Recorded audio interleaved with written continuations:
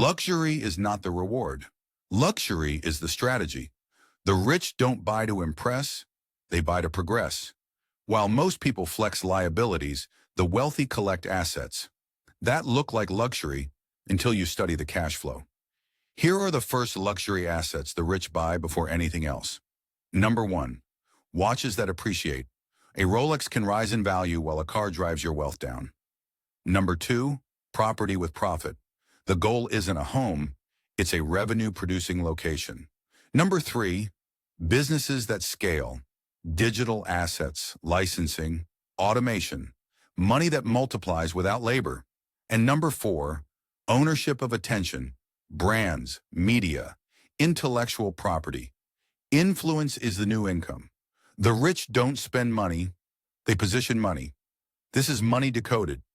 Where wealth doesn't shine, it pays.